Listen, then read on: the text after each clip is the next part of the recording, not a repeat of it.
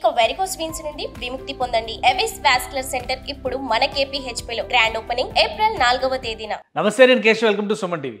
ఆంధ్రప్రదేశ్లో పొత్తులకు సంబంధించినటువంటి అన్ని అంశాలు ఒక కొలిక్కి వచ్చాయి. అభ్యర్థుల ప్రకటనలు పూర్తయ్యాయి. ఒక్క అసెంబ్లీ నియోజకవర్గం మినహా మిగతా అన్ని చోట్ల కూటమి అభ్యర్థులు బరిలో దిగినటువంటి పరిస్థితి. మరోవైపు జగన్మోహన్ రెడ్డి 175 అసెంబ్లీ నియోజకవర్గాలు, 25 పార్లమెంటు స్థానాలకు కూడా అభ్యర్థులను ప్రకటించి బస్సు యాత్ర పేరుతో జనంలోకి దూసుకుపోతున్నటువంటి పరిస్థితి. ఇప్పుడు కూటమిలో అనుకోని రగడ మొదలైంది. అది కూడా రెబల్ అభ్యర్థుల రూపంలో. పైగా కొత్తగా తీసుకున్నటువంటి అభ్యర్థుల విషయంలో స్థానికంగా వస్తున్నటువంటి వ్యతిరేకత కూటమి నాయకత్వానికి ఒక సమస్యగా మారింది. ఈ నేపథ్యంలో కూటమిలో భారీ మార్పులు చోటు చేసుకోబోతున్నాయా? కనీసం 10 నుంచి 15 నియోజకవర్గాల్లో మార్పులు తప్పవా అంటే దీనికి అవుననే సంకేతాలే వినిపిస్తున్నాయి. ఇప్పటికే కూటమి పెద్దగా తెలుగుదేశం అధినేత చంద్రబాబు నాయుడు కసరత్తును పూర్తి చేసినట్టుగా కూడా తెలుస్తోంది. కొన్ని కీలకమైనటువంటి నియోజకవర్గాల్లో అభ్యర్థుల పట్ల ఉన్న వ్యతిరేకతని నివారించేటువంటి క్రమంలో కొత్త అభ్యర్థుల అన్వేషణని తెలుగుదేశం పార్టీ ప్రారంభించినట్టుగా తెలుస్తుంది. అసలు ఏ నియోజకవర్గాల్లో ఈ మార్పులు జరగబోతున్నాయి, ఆ జాబితా ఏంటి, దీన్ని పరిశీలించేటువంటి ప్రయత్నం చేద్దాం. తెలుగుదేశం పార్టీ ఇప్పటికే 144 నియోజకవర్గాలకు సంబంధించినటువంటి అభ్యర్థుల్ని ప్రకటించేసింది. ఈ అభ్యర్థుల ప్రకటన తర్వాత కొన్ని స్వల్ప మార్పులు చేర్పులు జరిగినటువంటి పరిస్థితి ఉంది. కానీ కొన్ని నియోజకవర్గాల్లో మాత్రం అభ్యర్థికి ఇచ్చినటువంటి టికెట్ పొందినటువంటి అభ్యర్థి కంటే మరొక నాయకుడు బలంగా ఉన్నారనేటువంటి సంకేతాలు రావడం, అలానే అభ్యర్థి పైన స్థానికంగా వ్యతిరేకత రావడం, ఇది ఒక తలనొప్పిగా మారినటువంటి పరిస్థితి ఉంది. ఈ నేపథ్యంలోనే కొన్ని నియోజకవర్గాలని తెలుగుదేశం పార్టీ ఇప్పటికే షార్ట్ లిస్ట్ చేసినటువంటి పరిస్థితి ఉంది. ఆ నియోజకవర్గాలు ఒకసారి చూద్దాం. ఉత్తరాంధ్ర నుంచి మొదలు పెడితే కనుక పాతపట్నం నియోజకవర్గం, అలానే శ్రీకాకుళం అసెంబ్లీ నియోజకవర్గం. మొదట తెలుగుదేశం పార్టీ జాబితా అనౌన్స్ చేసిన వెంటనే వచ్చినటువంటి వ్యతిరేకత ప్రధానంగా ఉత్తరాంధ్రలో ఈ 2 నియోజకవర్గాల్లోనే వచ్చినటువంటి పరిస్థితి ఉంది. ఆ తర్వాత చూస్తే గజపతి నగరం అభ్యర్థి మార్పు పైన కూడా స్థానికంగా చర్చ జరుగుతోంది. అలానే ఉమ్మడి విశాఖ జిల్లా పరిధిలో ఉన్నటువంటి మాడుగుల నియోజకవర్గం పైన కూడా చర్చ జరుగుతోంది. మరొకటి అనపర్తి గురించి ఆల్రెడీ అందరికీ తెలిసినటువంటి అంశం. ఇది టీడీపీ వర్సెస్ బీజేపీ ఈక్వేషన్గా ఇక్కడ కనిపిస్తున్నటువంటి పరిస్థితి ఉంది. టీడీపీ అభ్యర్థి బలంగా ఉన్నారనేటువంటి సంకేతాలు రావడం, బీజేపీ అభ్యర్థి గతంలో స్థానిక ఎన్నికల్లో సొంత గ్రామంలో పోటీ చేసినటువంటి క్రమంలో డిపాజిట్లు కూడా దక్కించుకోలేనటువంటి పరిస్థితి ఏర్పడడం, ఈ అంశాలన్నింటినీ కూడా పరిగణలోకి తీసుకుని టీడీపీ నాయకులు బీజేపీ నాయకత్వం పైన తీవ్రమైన ఒత్తిడి తీసుకొస్తున్నట్టుగా తెలుస్తుంది. ఈ నేపథ్యంలో అనపర్తి సీటు బీజేపీ కోటాలో ఉన్నప్పటికీ అక్కడ కూడా మార్పు తథ్యం అనేటువంటి సంకేతాలు కనిపిస్తుంది. ఇక ముఖ్యమైనటువంటి నియోజకవర్గాలు, ఎస్సీ రిజర్వ్డ్ నియోజకవర్గాల్లో ఎక్కువగా ఇబ్బంది పడుతున్నటువంటి పరిస్థితి కూటమికి ఎదురవుతుంది. ఈ నియోజకవర్గాల్లో ఎక్కువ శాతం వైఎస్ఆర్సీపీకి అనుకూలమైనటువంటి భావజాలం కనిపిస్తుండటంతో అక్కడ బలమైనటువంటి అభ్యర్థుల్ని నిలబెట్టాలనేటువంటి ఆలోచన తెలుగుదేశం పార్టీ చేస్తున్నట్టుగా తెలుస్తుంది. ఈ క్రమంలోనే చింతలపూడి ఎస్సీ రిజర్వ్డ్ నియోజకవర్గం, తిరువూరు ఎస్సీ రిజర్వ్డ్ నియోజకవర్గం, సత్యవేడు ఎస్సీ రిజర్వ్డ్ నియోజకవర్గం, అలానే మడకసిర ఎస్సీ రిజర్వ్డ్ నియోజకవర్గం. ఈ నియోజకవర్గాలన్నింటిలో కూడా 4 నియోజకవర్గాల్లో అభ్యర్థులు మార్చేటువంటి ఆలోచనలో టీడీపీ నాయకత్వం ఉంది. అలానే తంబళ్లపల్లి నియోజకవర్గానికి సంబంధించి కూడా మార్పు తప్పదనేటువంటి సంకేతాలు ఎదురవుతున్నాయి. సో మొత్తంగా చూస్తే 10 నియోజకవర్గాలు ఇక్కడ షార్ట్ లిస్ట్లో కనిపిస్తున్నాయి. ఇవి కాకుండా మరికొన్ని నియోజకవర్గాల్లో కూడా అంతర్లీనంగా సర్వేలు చేస్తున్నట్టుగా పార్టీ అధిష్టానం నుంచి సమాచారం అందుతున్నటువంటి పరిస్థితి ఉంది. మరికొన్ని చోట్ల అభ్యర్థుల బదలాయింపు, అంటే ఒక చోట నుంచి మరొక అభ్యర్థిని డిసైడ్ చేసి ఈ అభ్యర్థిని అక్కడికి పంపించేటువంటి ప్రయత్నం కూడా కూటమిలో జరుగుతుంది. వీటితో పాటు ఎంపీ స్థానాలపైన కూడా చర్చ జరుగుతున్నటువంటి పరిస్థితి ప్రస్తుతం నెలకొని ఉంది కూటమిలో. సో ఆ అంశాలను కూడా ఒకసారి విశ్లేషించేటువంటి ప్రయత్నం చేద్దాం.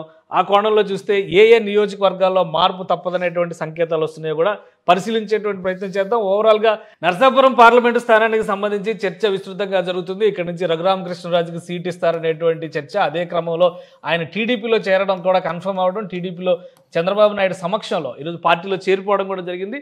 ఈ 2 అంశాలను దృష్టిలో ఉంచుకొని ఏలూరు పార్లమెంటు స్థానం, నరసాపురం నియోజకవర్గం, ఈ రెండింటి మధ్య ఒక బదలాయింపు జరగబోతుంది అన్నారు. అలానే ఇంటర్నల్గా కడప పార్లమెంటు స్థానం గురించి, జమ్మలమడుగు అసెంబ్లీ స్థానం పైన కూడా బీజేపీలో చర్చ జరుగుతుంది. వీటికి సంబంధించినటువంటి మార్పులతో పాటు జనసేన పార్టీ ఆధ్వర్యంలో 2 నియోజకవర్గాల్లో మార్పులు జరిగేటువంటి అవకాశం ఉంది అనేటువంటి చర్చ నడుస్తుంది. సో పవన్ కళ్యాణ్ కోలుకుని యాత్రలు ప్రారంభించబోతున్నారు. 7వ తేదీ నుంచి ఆయన మళ్ళీ జనం మధ్యలోకి రాబోతున్నారు. ఈ క్రమంలోనే ఈ మార్పులు చేర్పులు అన్నింటిని కూడా ఆయన సెట్ చేయబోతున్నారు అనేటువంటి సంకేతాలు వస్తున్నాయి. సో నియోజకవర్గాలు అన్నింటిని వీటిని పక్కన పెట్టేసి చూస్తే కనుక ఈ 10 నియోజకవర్గాల విషయంలో తెలుగుదేశం పార్టీ ఒక స్పష్టమైనటువంటి నివేదిక తెలుగుదేశం పార్టీ దగ్గర ఉన్నట్టుగా తెలుస్తోంది. ఆ నివేదిక ప్రకారం కొంతమంది అభ్యర్థులను కూడా ఇప్పటికే ఖరారు చేసినట్టుగా తెలుస్తోంది. ఆ అభ్యర్థులు ఎవరెవరికి అభ్యర్థిత్వాలు ఖరారైన తర్వాత మరొకసారి ఎదురు దెబ్బ తగలబోతుంది అనేటువంటి అంశాన్ని కూడా తెలుసుకునేటువంటి ప్రయత్నం చేద్దాం. ఇప్పటికే షార్ట్ లిస్ట్ చేసినటువంటి కొందరి పేర్లు తెలుగుదేశం పార్టీ అధినేత మనసులో ఉన్నట్టుగా తెలుస్తుంది.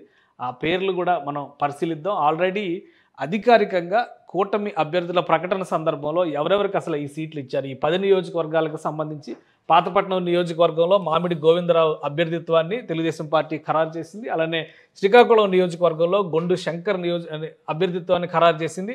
గజపతి నగరం నుంచి కొండపల్లి శ్రీనివాస్ బరిలో దిగుతున్నారనేటువంటిది ఆల్రెడీ వాళ్ళు ప్రచారంలో కూడా ముందుకెళ్తున్నటువంటి పరిస్థితి. ఇక మాడుగులకు సంబంధించి పైలా ప్రసాద్కి తెలుగుదేశం పార్టీ టికెట్ కేటాయించింది. అనపర్తి నియోజకవర్గం బీజేపీ కోటాలో శివకృష్ణరాజుకి దక్కినటువంటి నియోజకవర్గం ఇది. ఆ తర్వాత చింతలపూడి ఎస్సీ నియోజకవర్గానికి సంబంధించి సొంగ రోషన్ కొత్త నాయకుడికి అవకాశం ఇచ్చింది. తిరువూరు ఎస్సీ నియోజకవర్గానికి సంబంధించి కొలికిపూడి శ్రీనివాస్ ఆల్రెడీ ఈయన టీవీ చర్చల్లో పాపులర్గా ఉన్నారు. ఆంధ్రప్రదేశ్ పరిరక్షణ సమితి పేరుతో ఉద్యమాలు చేసినటువంటి వ్యక్తి, ఆయనకు ఆ సీటు కేటాయించారు. ఇక సత్యవేడు ఎస్సీ రిజర్వ్ నియోజకవర్గానికి సంబంధించి కోనేటి ఆదిమూలం వైసీపీ ఎమ్మెల్యే పార్టీ మారినటువంటి క్రమంలో ఈ సీటు ఆయనకి డిసైడ్ చేశారు. సో ఇంకా తంబళ్లపల్లి నియోజకవర్గాన్ని చూస్తే జయచంద్రారెడ్డికి టికెట్ కేటాయించారు. మడకశిర ఎస్సీ రిజర్వ్ నియోజకవర్గంలో సునీల్ కుమార్కి తెలుగుదేశం పార్టీ టికెట్ కేటాయించింది. వీళ్ళల్లో ఈ 10 నియోజకవర్గాల్లో ఉన్నటువంటి అభ్యర్థులందరికీ కూడా టికెట్ వెనక్కి తీసుకునేటువంటి పరిస్థితి ఉంది. వీళ్ళ అభ్యర్థిత్వాలని పక్కన పెట్టి స్థానికంగా వచ్చినటువంటి గ్రౌండ్ రిపోర్ట్స్ ఆధారంగా తెలుగుదేశం పార్టీ కొత్త వారికి అవకాశాలు ఇవ్వబోతుంది. ఆ కొత్త పేర్లు ఎవరు అంటే కొత్త వాళ్ళు అంటే ఫ్రెషర్స్ అయితే కాదు, గతంలో పార్టీలో అపార అనుభవం ఉండి పార్టీ పక్కన పెట్టేసిన తర్వాత మళ్ళీ వచ్చినటువంటి నివేదికల ఆధారంగా ఈ మార్పులు చేస్తోంది అనేటువంటి సంకేతాలు ఇస్తున్నారు. సో ఆ మార్పులు చేస్తున్నటువంటి క్రమంలో ఎవరెవరు మళ్ళీ టికెట్ దక్కించుకోబోతున్నారు అనేటువంటి విషయాన్ని కూడా మనం తెలుసుకునేటువంటి ప్రయత్నం చేద్దాం. సో ఈ నియోజకవర్గాల్లో వైఎస్ఆర్సీపీ పెట్టినటువంటి అభ్యర్థులు బలంగా ఉండడం, వాళ్ళని ఎదుర్కొనేటువంటి క్రమంలో అభ్యర్థుల మార్పు తప్పదనేటువంటి సంకేతాలు రావడం, ఈ 2 అంశాల ఆధారంగా ఈ నియోజకవర్గాల్లో అభ్యర్థుల మార్పు పైన టీడీపీ అధినేత ఫోకస్ పెట్టారు. ప్రధానంగా పాతపట్నం నుంచి చూస్తే రెడ్డి శాంతి సిట్టింగ్ ఎమ్మెల్యే మామిడి గోవిందరావుకి ఇక్కడ సీట్ ఇచ్చారు. ఇక్కడ సీనియారిటీ ఒకటి కనిపిస్తుంది. అలానే శ్రీకాకుళం నుంచి చూస్తే ధర్మాన ప్రసాదరావు గొండు శంకర్కి అవకాశం ఇచ్చారు. అలానే గజపతి నగరం నుంచి బొత్స అప్పల నరసయ్య అంటే బొత్స సత్యనారాయణ సోదరుడు ఆయన అక్కడి నుంచి పోటీ చేస్తున్నారు. మాడుగుల నియోజకవర్గం ఈర్లి అనురాధ మొన్ననే బూడి ముత్యాల నాయుడు ఇక్కడి నుంచి బరిలో దిగాల్సింది, అయితే ఆయన కుమార్తెకి టికెట్ కేటాయించారు. ఫస్ట్ ఆయన పేరు అనౌన్స్ చేశారు, కానీ ఆ తర్వాత ఆయన అనకాపల్లి ఎంపీ అభ్యర్థిగా ప్రకటించిన తర్వాత వైఎస్ఆర్సీపీ ఈర్లి అనురాధకి టికెట్ కేటాయించింది. సో అనపర్తిలో చూస్తే కనుక doctor Suryanarayana Reddy sitting MLA, Chintalapudi SC Kambam Vijayaraju అక్కడి నుంచి ఆయన పోటీ చేస్తున్నారు సిట్టింగ్ ఎమ్మెల్యే. తిరువూరు నుంచి చూస్తే నల్లగట్ల స్వామిదాసు టీడీపీ నుంచి కేసినేని నానితో కలిసి వైసీపీలోకి వెళ్ళినటువంటి నాయకుడు. అలానే సత్యవేడు ఎస్సీ నియోజకవర్గంలో నొక్కతోటి రాజేష్ కొత్తగా ఇచ్చినట్టు టికెట్ పొందినటువంటి వ్యక్తి. అలానే తంబళపల్లి నుంచి చూస్తే కనుక పెద్దిరెడ్డి ద్వారకానాథ్ రెడ్డి పెద్దిరెడ్డి ఫ్యామిలీకి సంబంధించినటువంటి వ్యక్తి. ఇక మడకశిర ఎస్సీ నియోజకవర్గంలో చూస్తే ఈర లక్కప్ప పోటీ చేస్తున్నారు. ఇక్కడ నుంచి తెలుగుదేశం అభ్యర్థిగా సునీల్ కుమార్ ఉన్నారు. సో ఈ ప్రత్యర్థుల బలాబలాలను దృష్టిలో ఉంచుకొని మొదట ఉన్నటువంటి ముగ్గురు కూడా బలమైనటువంటి నాయకులు, అలానే సిట్టింగ్ స్థానాలు ఉన్నటువంటి నాయకులు ఉన్న నేపథ్యంలో ఇక్కడ క్షేత్రస్థాయిలో వస్తున్నటువంటి అభ్యంతరాలను దృష్టిలో పెట్టుకొని ఈ స్థానాల్లో తెలుగుదేశం పార్టీ తన అభ్యర్థుల్ని మార్చడానికి ప్రణాళికను సిద్ధం చేసుకున్నట్టుగా తెలుస్తుంది. సో ఎవరితో రీప్లేస్ చేస్తున్నారు, ఈ అంశాన్ని ఒకసారి మనం పరిశీలించేటువంటి ప్రయత్నం చేద్దాం. పాతపట్నం నియోజకవర్గానికి మామిడి గోవిందరావు పేరు అనౌన్స్ చేసిన తెలుగుదేశం పార్టీ ఇప్పుడు ఆయన పక్కన పెట్టి కలమట వెంకటరమణకి సీట్ ఇచ్చేటువంటి అవకాశం కనిపిస్తుంది. ఎక్స్ ఎమ్మెల్యే గత 2014 ఎలక్షన్స్లో వైసీపీ నుంచి గెలిచి ఆయన టీడీపీలోకి వచ్చారు. అయితే 2019 ఎన్నికల్లో ఓడిపోయినటువంటి పరిస్థితి.